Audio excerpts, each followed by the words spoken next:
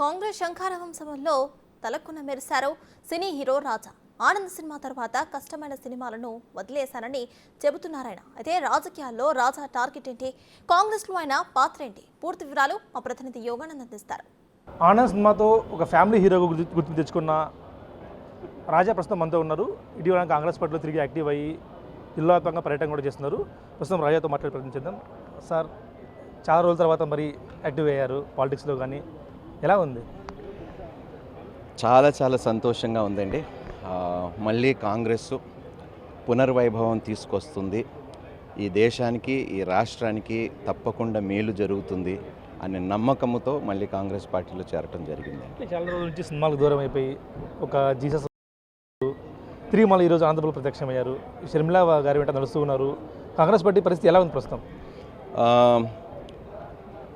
Congress party తప్పకుండా ఒక మంచి మ్యాండేట్తో బయటకు వస్తుందండి. ప్రజలు తప్పకుండా అన్ని విషయాలు గమనిస్తున్నారు.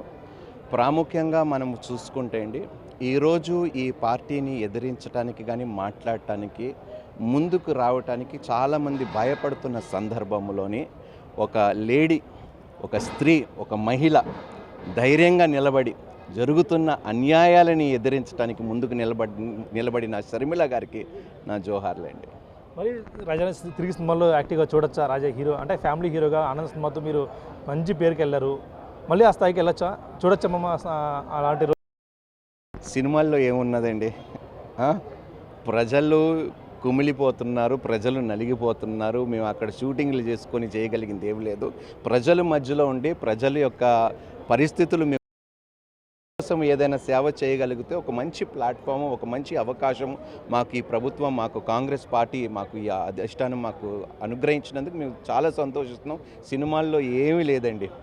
నిజమైన సేవ ఏదైనా ఉందంటే అది ప్రజల మధ్యలోనే ఉన్నదండి. కాంగ్రెస్ పార్టీ సినిమా చేరినప్పటి నుంచి వారి సోషల్ మీడియా, ముఖ్యంగా వైసీపీ సోషల్ మీడియాలో అనేక విష ప్రచారాలు, వ్యక్తిగత దాడి కూడా జరుగుతూ ఉంది. దీన్ని ఎలా చూడవచ్చు? మరి నిజం పలికితే మరి అబద్ధాలు చేసే వాళ్ళకి గుండెల్లో గుబులుగా పడుతుంది కాబట్టి, సో ఆ అబద్ధాలని కప్పుపుచ్చుకోవటానికి అన్ని విధాలుగా వాళ్ళు దాడులు చేస్తున్నారు, ట్రోల్లు చేస్తున్నారు. అవునండి, ఇప్పుడు ఒక వ్యక్తి గురించి ఎప్పుడు తెలుసుకోగలుగుతారండి? కలిసి ఉంటే కదండి, కలిసి ప్రయాణించింది. ఇప్పుడు అన్ని దగ్గరుండి చూశారు కాబట్టి ఒక కుటుంబాన్ని త్యాగం చేయటానికి ముందుకొచ్చి నా ప్రజలు బాగుండాలి, నా రాష్ట్రం బాగుండాలి, దేశం బాగుండాలి అని ఒక మంచి ఆలోచన కలిగిన షర్మిల గారికి నిజంగా నేను అభినందనలు తెలియజేస్తున్నానండి. నుంచి ఎవరికైనా ఎక్కువగా జగన్మోహన్ రెడ్డి గారికి తెలిసిందంటే అది షర్మిల గారికి. ఎందుకంటే దగ్గరుండి చూశారు కాబట్టి ఆవిడే చక్కగా మాకు తెలియపరచగలుగుతారు, మాకు ఒక అవగాహన ఇవ్వగలుగుతారు. కాంగ్రెస్ పార్టీ పరిస్థితి ఏపీ, తెలంగాణ, కర్ణాటక అధికారులకు వచ్చిన తర్వాత ఏపీలో పరిస్థితి ఎలా ఉందన్నారు? తప్పకుండా ఇప్పుడు మేము విల్ నాట్ సే వండర్స్ అండి, బట్ తప్పకుండా కాంగ్రెస్ పార్టీ రాబోయే దినాల్లో తన ఒక గుర్తింపు, తన ఉనికిని చాటుకోబోతుంది. ఇవాళ ఒక డిక్లరేషన్ ప్రకటిస్తారు అని కూడా బయట ప్రచారం జరుగుతుంది. అంటే ఏం డిక్లరేషన్ వచ్చేది? ప్రజలకు సంబంధించిన అనేక విషయాలు కాంగ్రెస్ పార్టీ ఎప్పుడు కూడా తన ప్రజలను ఆదుకునే విధంగా ఉంటుంది. ఇవాళ ఏముండొచ్చు, ఏం ఎక్స్పెక్ట్ చేయొచ్చు ప్రజలు?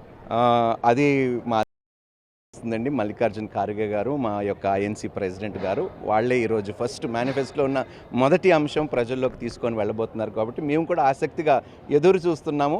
సో ఎందుకంటే ఆయన చెప్పిన మాటలు మేము ప్రజల్లోకి ముందుకు తీసుకెళ్ళడానికి మాకు ఒక గొప్ప అవకాశం ఉంటుంది. ఎలా ఉంది అనంతపురం? ఫైనల్గా చెప్పండి, ఎలా ఉంది అనంతపురం వేడి కానీ, రాజకీయ వేడిగా ఎలా ఉంది అనంతపురంలో?